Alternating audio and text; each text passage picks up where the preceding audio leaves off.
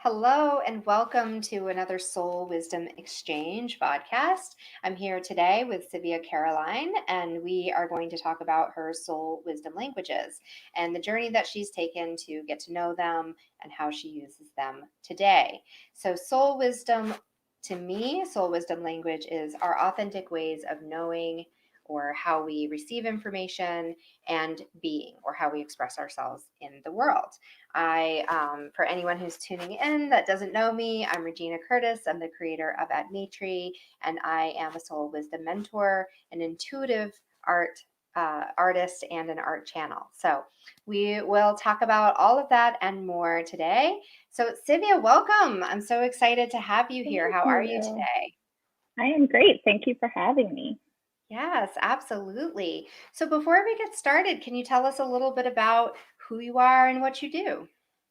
Sure. So I am a music industry impact coach, life and impact coach.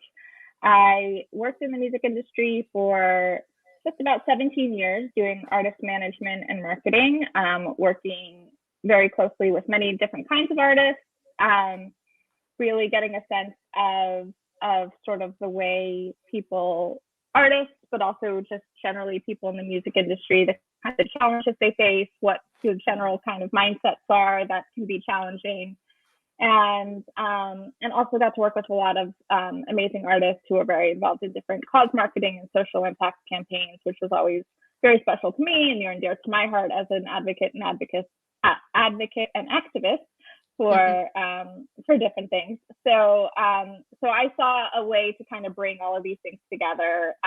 My experience in the music industry, my passion for mental health and personal development, as well as for social impact and activism, and I brought that all together into a coaching business. Beautiful. I love it. Yeah, Um, that's I don't think I've seen those in combination, kind of a little bit of this, a little bit of that, like yeah. these two combined, but those three together are really quite powerful. Um, would you say that any of that in there, those three kind of categories, are those your soul wisdom languages, or do they, harmonize with your soul wisdom languages? How would you explain that? Yeah, I mean, I love the language that you use as far as like soulism and intuition. I mean, Thank you. for me, it was kind of this like ultimate alignment when I had like when it all kind of came together, when those three things came together for me. Mhm. I've been in the music industry for so long. I've had my own personal struggles with mental health and with, just sort of general kind of life struggles. So I had a lot of experience in terms of therapy and coaching and was always very interested in like self-help kind of things and personal development. So that was always kind of just this like interest and passion. And of course, I mean, I studied psychology in school. That was what I got my degree in. So it's like you're always kind of analyzing people and understanding. Like I was just fascinated with the human mind and human behavior and Yeah, how people me act. too. And then when you see it specifically Mhm. in an industry with lots of personalities where it is very personal, where all of those things really come to the forefront, it's even more like in your mind all the time. Yeah. Um, but it wasn't my focus. It was like my focus was the business. It was helping the artists with their career. And as a manager working closely with artists, a lot of times I would find myself kind of being a coach, or a therapist without calling itself that, without having Yeah, proper training absolutely. for it necessarily, right? Mhm. But that was just sort of part of the part of the job, part of what I had to do. And then the social impact and activism part was always, I mean, that was it, I just say it's part of my DNA. I mean, my dad was a, had an FBI file like this on him from being an activist in the 60s and 70s. And it was just kind of just the way I was brought up. I grew up in a religious Jewish home where just giving back, making the world better, working in community activism was always just a part of how I was raised. And then it became more and more when I would see injustices in the world, or I would like see, how I could contribute to help something, where I had strong opinions about something, Mhm. that Mhm. there was a way for me to share that. But when I was as a manager and working with the music industry, I felt most of my purpose in that was sort of defined by my clients and defined by the job I had, defined by the artists I had. So it was amazing to work with artists that were very socially conscious, that were mission driven. And I would love working on those kinds of campaigns with them, but it wasn't always my purpose, right? It wasn't always the things that I was passionate about. So then I would have to find ways to kind of find that outside of work, which was hard. I think one of the struggles people have in the music industry is a balance with their own personal passions and their own personal life versus just it's all work all the time. The schedules are not like you're not working a 9 to 5, and there's travel, and there's, all sorts of things that are coming into that, and some pretty big personalities, and, and that's not a bad thing necessarily, but it makes it much more difficult to separate from it, right? Exactly. It's not a bad thing, but if you don't have the tools to manage your own mind and you don't have the tools and skills to learn how to not lose yourself in all of it, it can have negative effects.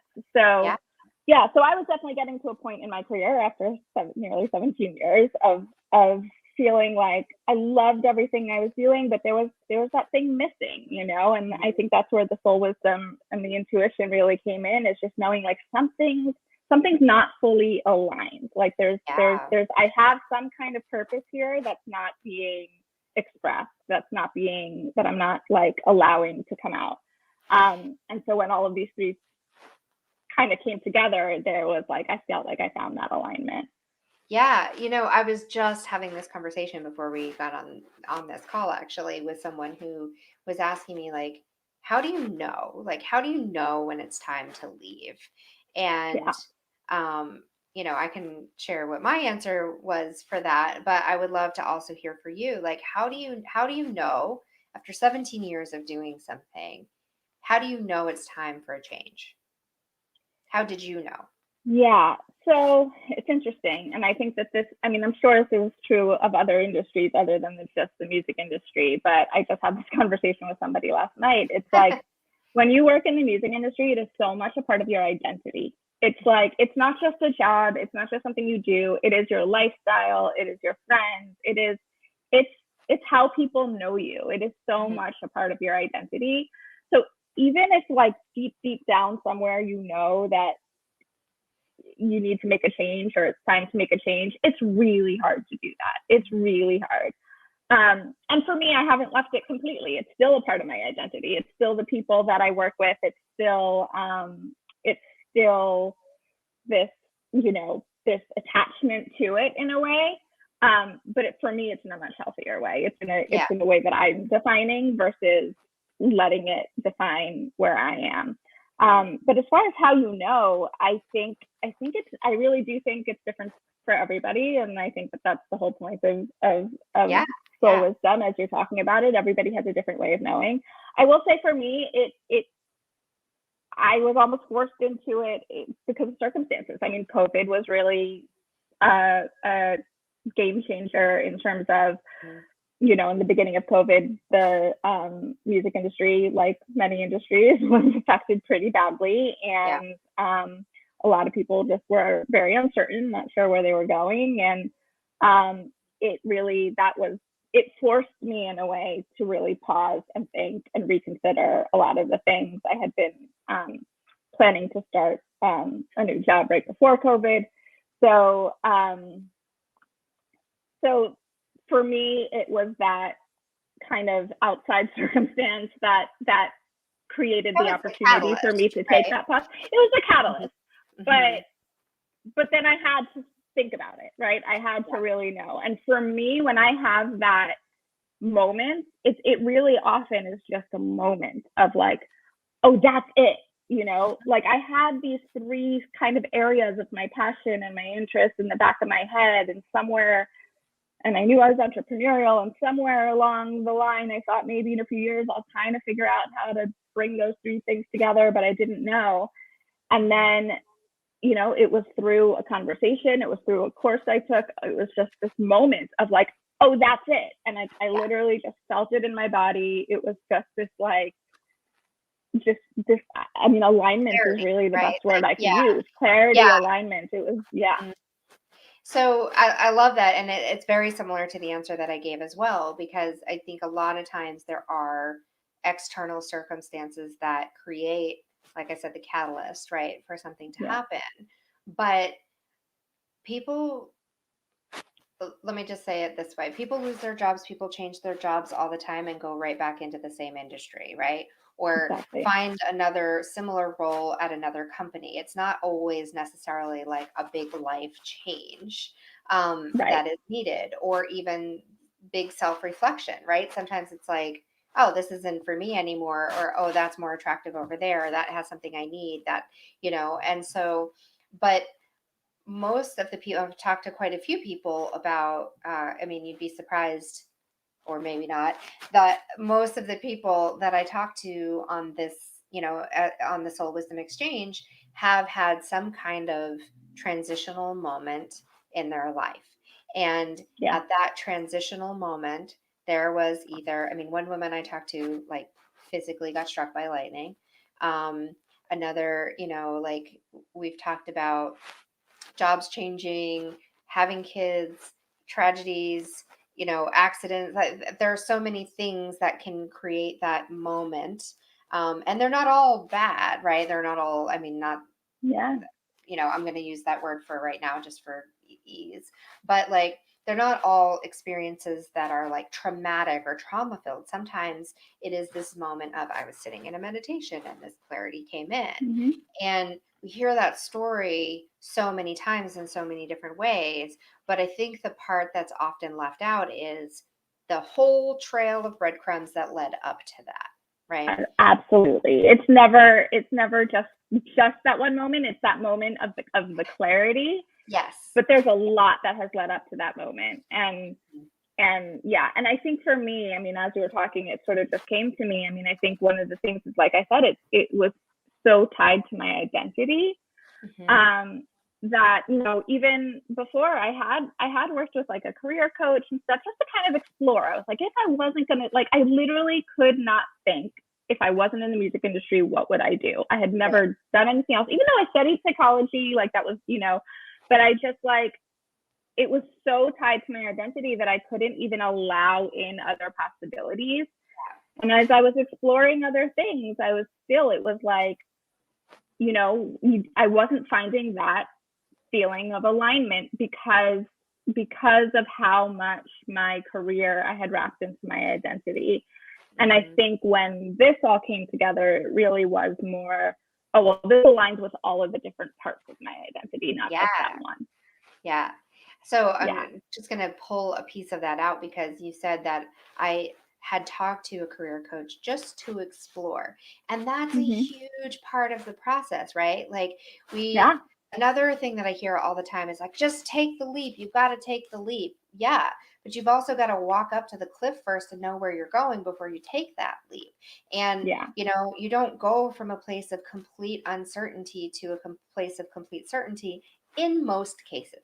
Occasionally, No, and like I even when said, you do have that clarity and certainty, then there's a million other questions, then then it's there's like, still the okay, how well, do you get where do there? I how do Yeah, I get there? How do I, okay, I have this great vision. Now how do I make it happen? Right. yeah, And I think that that's part of the journey, and accepting that is like, at every step, there's going to be uncertainty. There's going to be questions. There's going to be kind of the unknown of what the next step is, but it is just about getting up to that edge of the yeah, cliff and going. yeah. Yeah. And some of those steps are small. Some of those steps Yeah. are, they Most feel of like them they're not are. even, yeah, exactly. Most of them Yeah.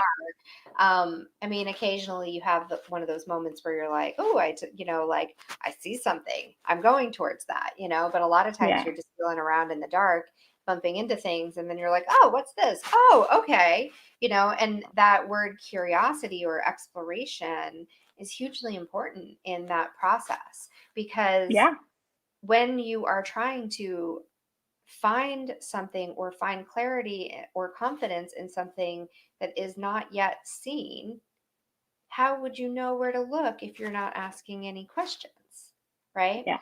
And also Exactly. to know that the certainty comes in the uncertainty, right? You know that you don't know, but there is a certainty that it's not something that you already know, or it's Yep. not something that already exists. And so the only way to go find that is to imagine it, dream it, talk about it, draw it, Test explore it, it. ask Test questions, and be test willing to it. fail. Yeah. Yes. Yeah. Exactly. Yeah. Because those things that are like, this isn't it, that's not it. Okay, that doesn't feel right. Those are really important because when you get to the one that's like, this is it, there's often a huge what's the word I want to use, discrepancy, maybe, like there's a big Hmm. difference, right, between Yeah. when it's no, no, no, no, yes. And Yep. that's that moment where you feel it in your body. That's that Yeah. moment where my business coach, she says it's a full body yes, or a hell yes, Yeah. like yes, Yep. like Exactly. everything in you is like that, get Yeah. me that, right? Yeah. So yeah, it's a really important thing. I definitely feel it in my body. And I think you're right. Like it's different for every person. Um and honestly, it's different in every situation too, like Mhm. I will have times where I have kind of my more, let's say, not quite as big significant types of moments where I Mhm. just kind of get it, like I kind of like smile and nod and I'm like, yeah, yeah, that's right. That feels right. Right. Other times I get chills and I'm like, oh, okay. Like there's something there that just feels like that's aligned. Um, and then there are moments when I literally want to just like jump out of my skin and run because it's like, oh, I need it. I need it. This is so it, Yeah. So it's Yep. different, right? It's different at different times. Yeah. Yeah. I definitely really like I feel it in my body as well. I've always been someone who's very I guess sensitive. In when I was younger, it was seen or I perceived it as a weakness and was told often that I Mhm. was oversensitive and overreactive and things like that. I have a lot of brothers, so you can imagine. But Yes. but as I've gotten older, and especially with the work I've done in the last few years, is like really starting to recognize that as a strength. To be able, and then having more words for it. I mean, Yeah. HSP, empath, whatever you want to, however Mhm. intuitive, like, now people like to, everyone has these labels for themselves, right? But, but it does help with an understanding of like, oh, that's what's happening here. Like I'm feeling the energy, I'm feeling what's aligned, I'm feeling what's not. And then really recognizing how it resonates in my body. I mean, Mhm. I would get sick all the time when I Yeah. wasn't aligned, still sometimes that happens. That is And a way of yeah, feeling it in your body, right? When yeah, you say yeah, you feel it in your body, you feel that for the yes, and you also feel that for the no. yeah, yeah. And And it comes for me, it's like it's pain, it's tired, it's sick, it's like, I mean, not, there's underlying chronic conditions, sure, but like, but I know, I can tell, I know when things get bad and when I'm feeling like, oh yeah, like I am super stressed out, I am super burnt out, or just like I'm not aligned, I'm not happy with what I'm doing right now. yeah, And there was a period that was happening a lot, and I didn't have that awareness, but mhm, now I do. And it's the same for the yes. I do feel it in my body. For me, it's like a relaxation in my shoulders. It's mhm, I'm often very tense, or I feel like things in my gut, like feeling that restricted. And when you all of a sudden feel like this more like lightness, this yeah. openness, um, That like there's full that. belly breath, and yeah, Exactly. it's like, oh, I my ribs actually expand, and I can like breathe Yeah. into my whole Yeah, body. like Yeah. all of a sudden I'm breathing easier, and Mhm. yeah, or just like I chill sometimes. Yeah, I mean, I think that the more we can kind of find that awareness of our body and our connection to that sort of mind body connection, the more we can just like tune in to what's yes, what's no, where are we going, like what is this right, is this wrong? Yeah. Um, I would love to have you talk a little bit about, because this is something, the things that we've mentioned, right? Like aside from the hell yes parts, a lot of us are very subtle, and yeah, um, what's the difference between getting chills because you're cold and getting chills because, it's a confirmation? What's the difference between smiling because you're happy and smiling because it's a confirmation from your guides? Like, Yeah. I think that's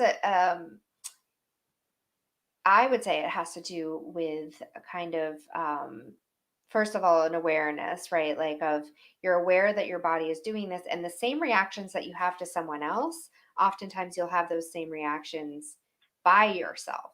And Yeah. so, if you like, I mean, you and I were like nodding our heads at each other, right? Like, yes, yes, Yeah. I agree with that, right? Yeah. So, if you're Yeah. sitting there thinking about something and you find yourself nodding your head, your body is telling you, like, yes, we agree with this, whoever we are, right? And um but I'd love to hear you talk about that for you. Like, how did you come to trust that? To be honest, I think I'm still working on that. And I think it's something that keeps evolving Mm-hmm. because as we change, our bodies change, I think it's an active practice to still to like stay connected to your body. And if you're out of practice even for a week, it becomes something that's a little harder to tune into, right?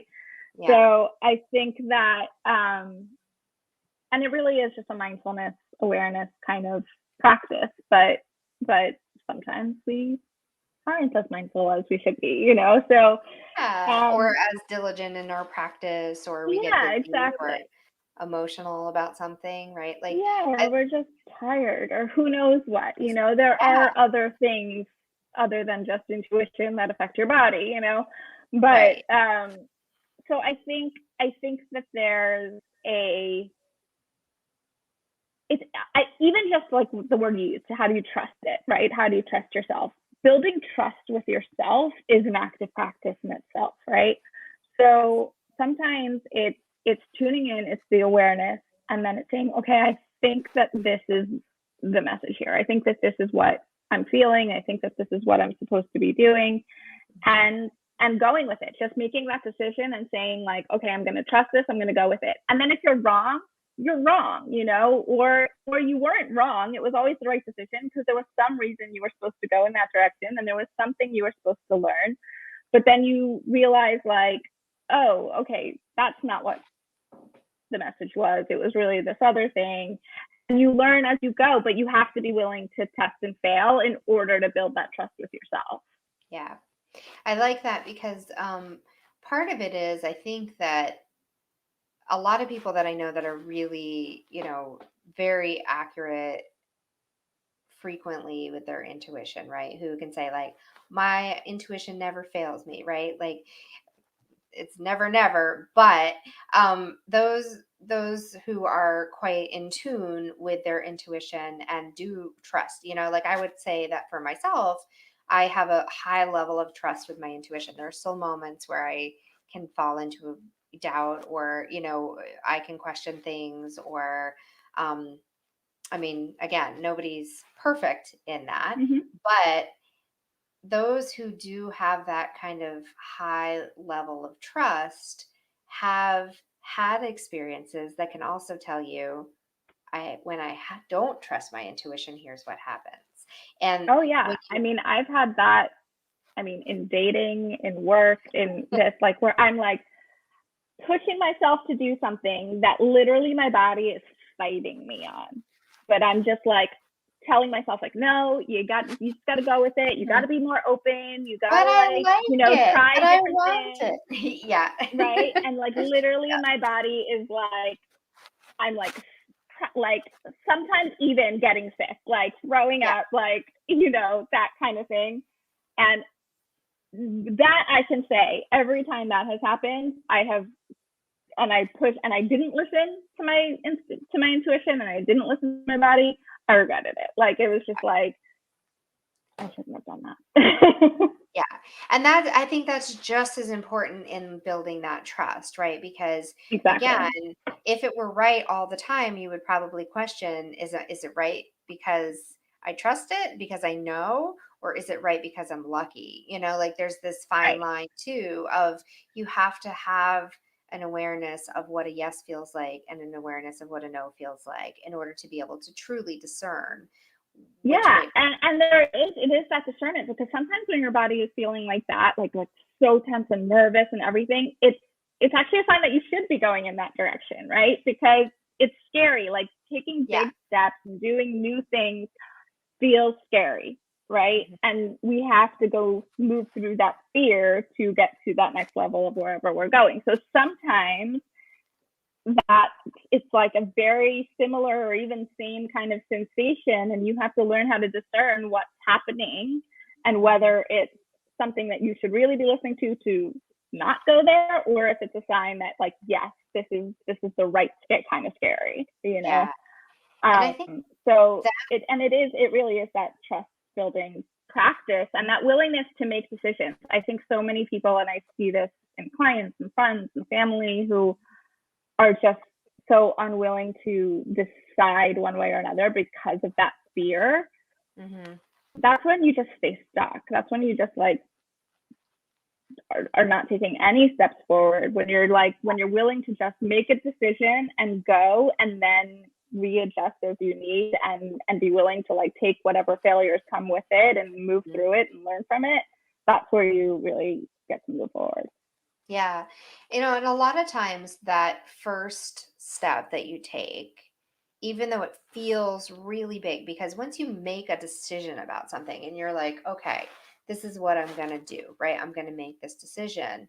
It can then, sometimes that discernment comes in after that moment. Like there was a time Oh, when I was totally convinced I was going to move to Australia. And I was going to take a job. I already had it mostly lined up. It wasn't like signed paperwork or anything, but it was like there was a commitment, there was an opportunity. I already was having the discussions.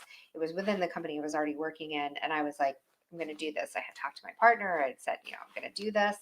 And so I went, I had already gone through that process of like, this feels good. This is mm-hmm. good. I'm doing it. I made that decision. I got into the conversation and where I was, planning to say to my boss, like, I'm going to take this role. I'm going to move to Australia and this is what I'm going to do.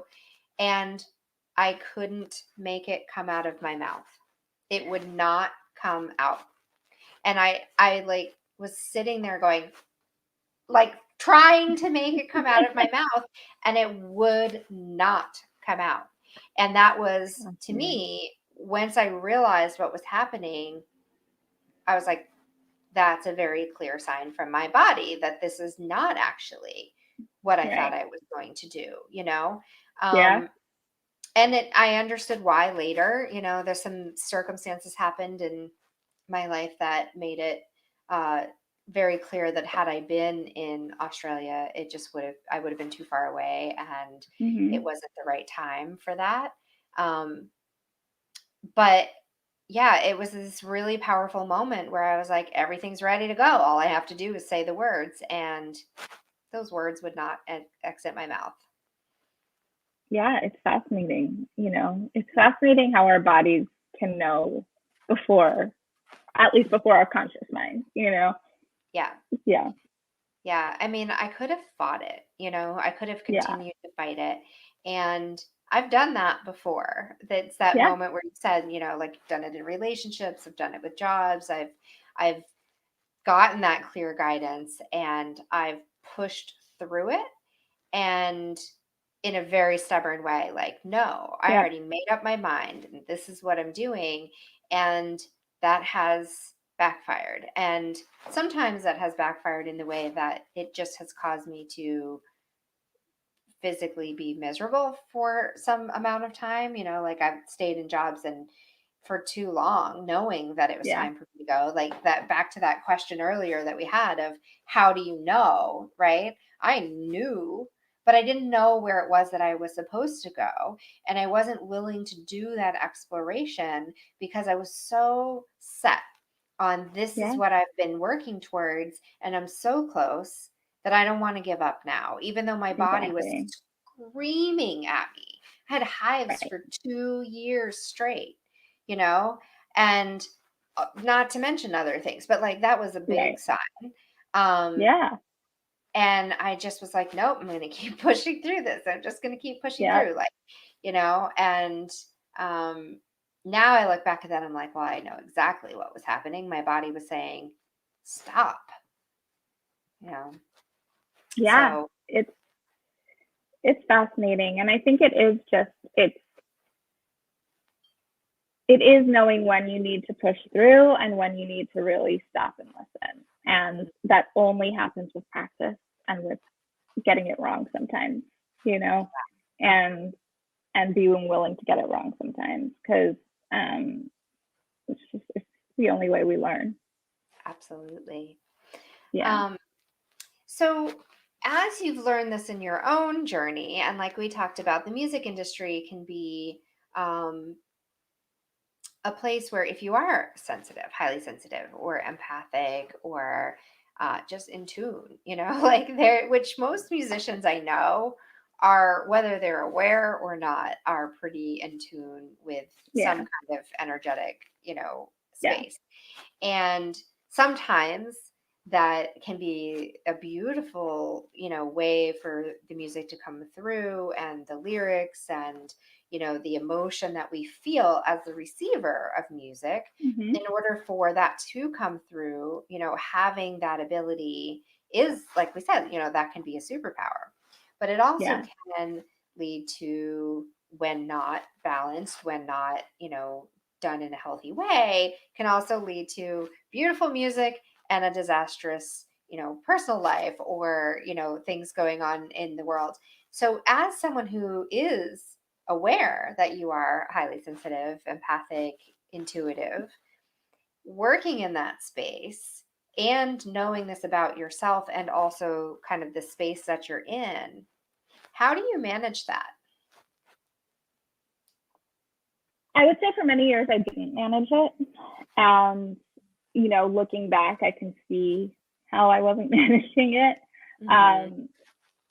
And I think, the more experience I got, the older I got, I started to learn how to manage it a little bit better. But I would say now, and I'm not a musician myself, so it was always just kind of on the business side, but obviously live with musicians 24/7, and really witnessing that kind of dichotomy sometimes of where that sensitivity was such a strength, and then where it could be, to their detriment as well. And then for myself too, and how I was relating to people, and it was such a strength in being able to understand what my clients were going through, and being able to relate, being able to kind of like talk to them at the level wherever, meet them where they were at, and colleagues as well, but also to my detriment, where I took everything so personally. It was, highly emotional, not necessarily that I was reacting and showing that, but in my own heart and mind, it was really doing its number on me emotionally. And now it's really about learning the skills on how to separate yourself and separate what's actually reality and happening versus what is your own thoughts and your own perception that is causing all the emotion, right? Mm-hmm. So it's a learned skill. It is not something that we are taught growing up. It is not something we're taught in school. It's not something we're even taught in the workplace or in relationships. And that is one of the reasons I'm so passionate about coaching now and working with people, is to help them, to teach them and help them develop that skill to how to use, what my coach, I love, I've totally adopted this, but my coach would call this misfit magic, like mm-hmm. We all have this, and especially as creatives, artists, music, anyone in that space, we're all misfits in some way, right? We all have this thing that like we just don't quite fit into normal society. Yeah, right? Like the land of misfit toys, like that from that movie. Right. I don't know if you've ever seen that, but yeah. It's like a kids holiday movie or something. Yeah, but we all have this thing that we think makes us different, right? Mm-hmm. That we think just like, and I'm sure that everybody can relate to this on some level, right? Like, because nobody feels like they fully belong, right? But when growing up, we see that as a weakness, right? We see that as something, I mean, for me, there's physical stuff, there's, genetics and chronic illness. And then there's, like I said before, I had struggled with depression and, different kind of things that made my brain a little bit different, like things like that, we just think that we're so different. There's something wrong. I can never fit in. I can never I can never succeed in this kind of atmosphere because I'm taking on everybody's emotions. Everything is so hard. Everything's a struggle, right? And when you can learn how to harness that into a strength and harness that into, it doesn't have to be a weakness, that can actually be a strength. Take what you think is your misfit, whatever makes you a misfit, take that and turn it into magic, right? And turn it into your superpower, into your strength. And I think that is definitely one of the most rewarding parts of what I get to do now, is as I learned that for myself and continue to discover more and more about it, to be able to help other people with that as well. And not just to use it into their own benefit, but once you have that relationship with yourself and that benefit with yourself, how you can then impact the world, right? How you can then use that in a way that will inspire others, inspire them into action, that you can then use your platform to talk about the things that are really important to you, the things that you want to improve in the world, and really, have your greatest impact in that way. Beautiful. Yeah, I think I hear a lot of times one of the first things that people will say is, oh, you're an empath, you need to learn how to protect your energy, right? And I don't disagree with that, but then there's an evolution beyond that. And that is where you go into that superpower. However, you have to be able to first understand the awareness. This is what this is. Is this mine? Is this someone else's? Is this something from a long time ago? And it's not always even necessary to identify where it's coming from, but it is necessary to identify, is this serving me, right? Is this helping me, or is it not?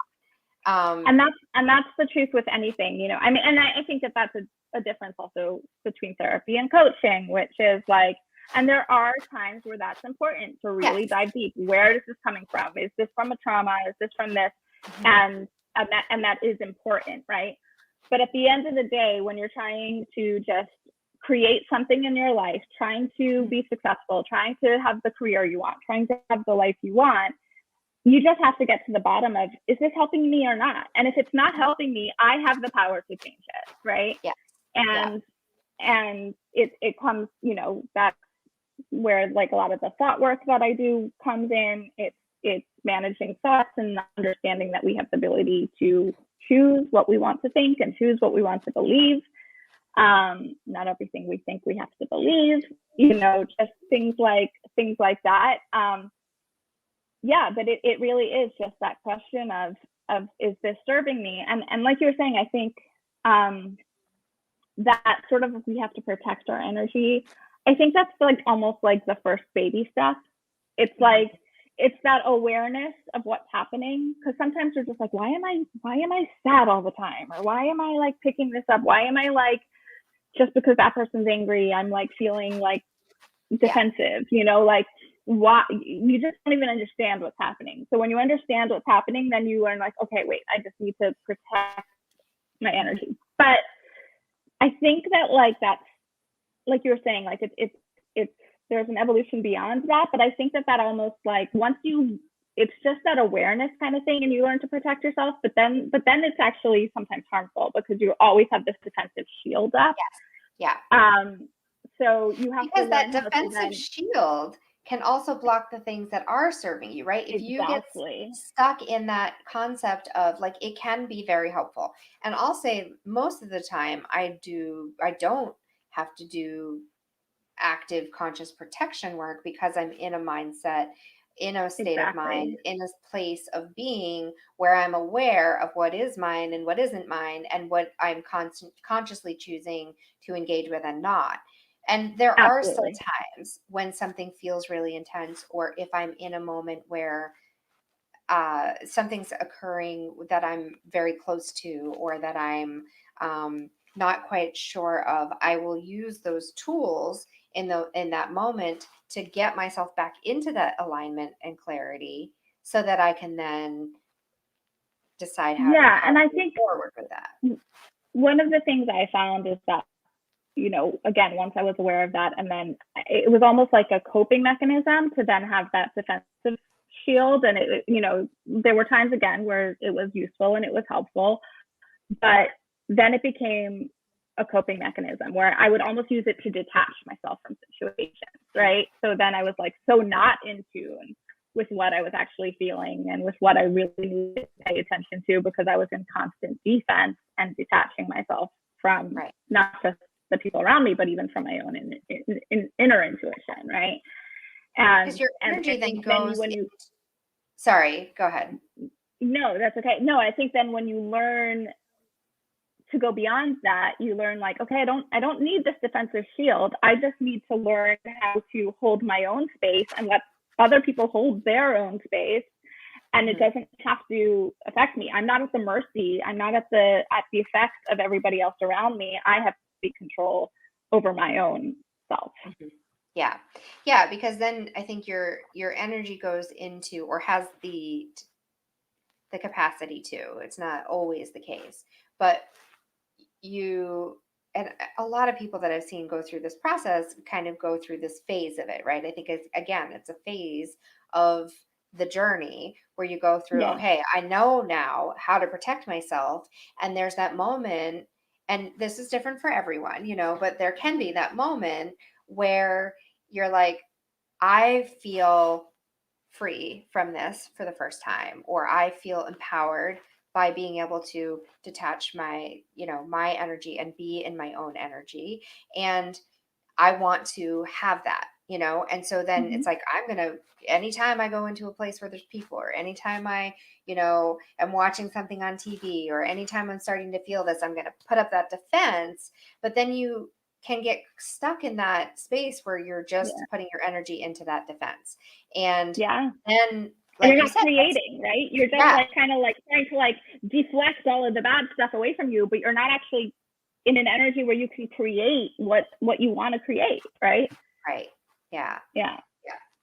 So, I think that's an important shift that I've really seen, or a theme that I've seen very frequently recently with empaths, because I think a lot of people are really coming into an awareness of their empathic abilities.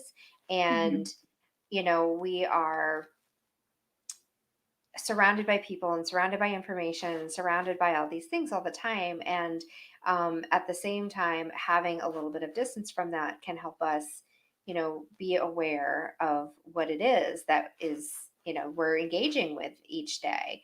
And so as people are really starting to tune into that and understand, like, oh, this is a lot, right? Like during the pandemic, the height of the pandemic, when people were like, working from home more, and that could still be happening in some places.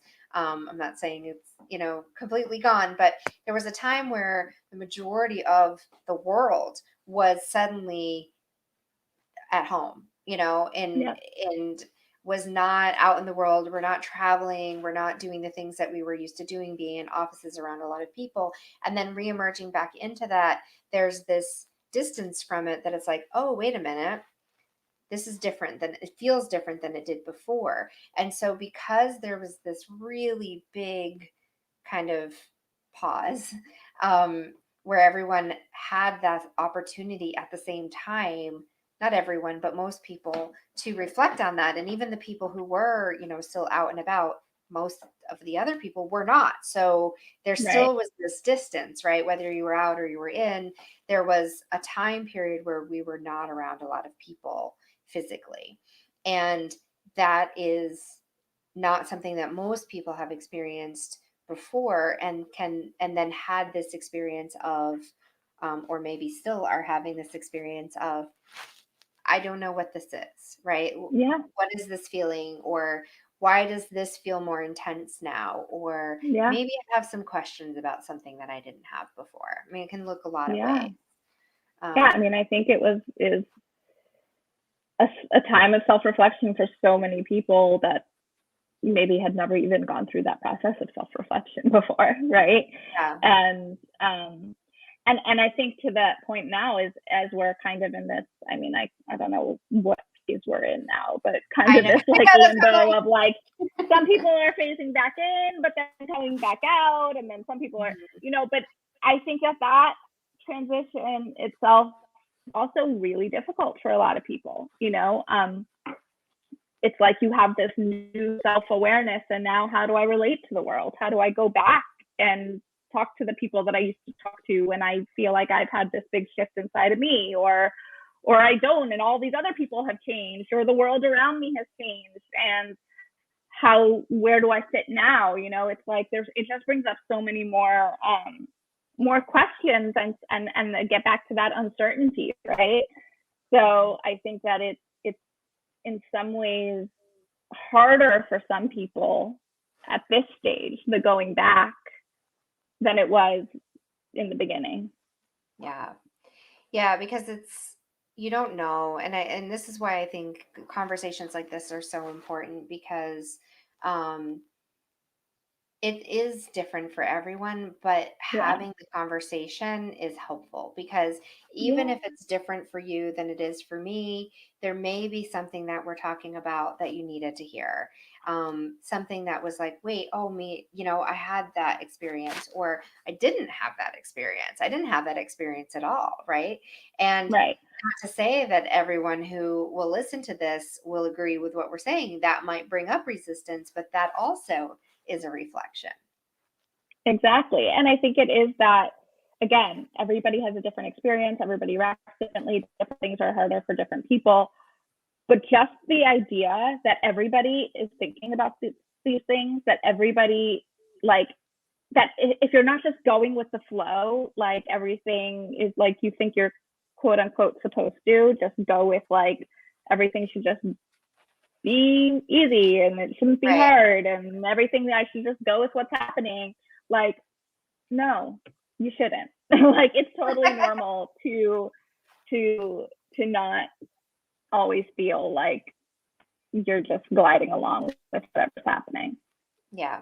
I think going with the flow doesn't necessarily mean that it's always easy. It may mean that you're not struggling with it because you're not fighting it. But I mean, if you think of a river, it's flowing, but sometimes there's still rapids, It's rocky. It's rapids. There are rocks in the way. There are all sorts of things, even when you're just flowing with the river, It's, but it is that, you don't have to be fighting upstream. You don't have to be struggling and resisting reality, because that's where I think real suffering comes in. Yeah, so wise. Oh my goodness. So our time flew by. It always does. I love it. And so oh wait, here we go. We did get a comment. Hi, Lachelle. She says, so true. Going with the flow isn't necessarily easy. At times it is definitely not. But we can certainly make it harder on ourselves by struggling against it. So tell us how people can, I know we're going to put your links in the chat and everything, but tell us how people can find you, if there's a project you're working on right now that you're excited about, anything you want to share. So I guess my main platform where I spend most of my time online is on Instagram. So I'm just at Civia Caroline, Civia Caroline, on Instagram. My website is Click Impact Coaching. So that's CLIC impactcoaching.com. You can find out more there. And something I'm working on, and I'm putting it out in the ether, so I'm holding myself accountable to it, but I will be starting an Instagram live series where I'll be talking to people kind of at the intersection of music industry and social impact, and talking about their journeys and a little bit of mine as well. And so stay tuned for that. Or if you know anyone, or you yourself may be a good guest, feel free to reach out. Yeah. How should they reach out to you? DMs on Instagram is a great way, or there's my contact information is on my website and on my Instagram as well. So, yeah. Excellent. Yay. Such great work you're doing. This was a beautiful conversation. I Thank really you. enjoyed it, and we could keep chatting forever. I know. I love this. We are, I know. So, thank you for being here live, Lachelle. It was great to see your name pop in. And yeah, so we'll wrap up for today, but make sure to, if you're watching this later or you're watching it now, make sure to subscribe, hit like, share it with your friends. And, let us know if you want to chat with Civia on her new upcoming Instagram Live series, or if you want to come have a soul wisdom exchange with me. So thank you so much for being here, and we'll talk again soon. Thanks so much. Have a great day. Bye.